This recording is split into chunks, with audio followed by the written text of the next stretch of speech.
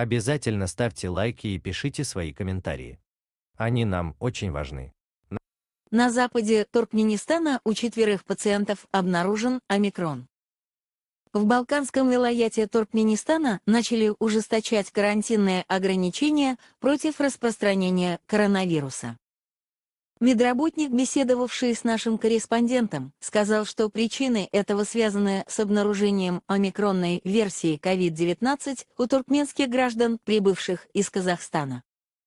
Инцидент произошел после того, как президент Туркменистана, утверждающий, что коронавирус в стране не зарегистрирован, распорядился ужесточить меры против проникновения омикрона через границу.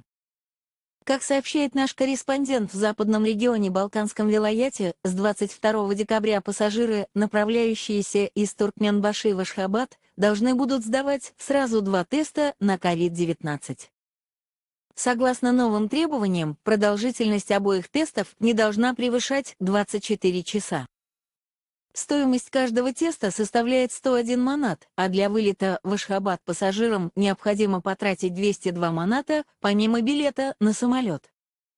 Ранее пассажиры должны были пройти тест, который длился 72 часа. Наш корреспондент также сообщает, что после новых требований в городском отделении Государственной санитарно-эпидемиологической службы образовалась большая очередь.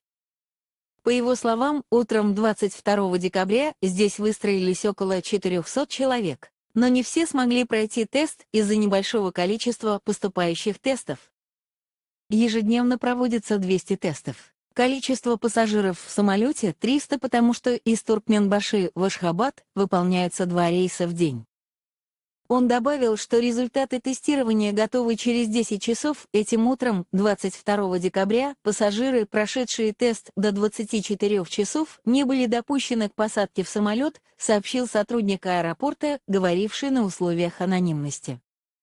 Ссылаясь на свои источники, наш корреспондент сообщает, что в морском порту Туркменбаши также усложнились карантинные условия для транзитных грузов. Прибывающие сюда грузы должны пройти дополнительную обработку по обеззараживанию. Если раньше на обработку уходило 50 литров хлорного раствора, теперь требуется 100 литров. Кроме того, срок карантина продлен еще на 48 часов. Морской порт теперь держит товары на карантине не 21, а 23 дня, рассказал информированный источник корреспонденту Азатлыка. Власти региона не комментируют усиление карантинных мер. Однако беседовавшие с нашим корреспондентом медработники утверждают, что причины этого связаны с обнаружением омикронной версии COVID-19 у туркменских граждан из Казахстана. В карантинной зоне Бигдаш у 4 наших граждан из Казахстана была обнаружена омикронная версия COVID-19, сообщил нашему корреспонденту балканский врач на условиях анонимности.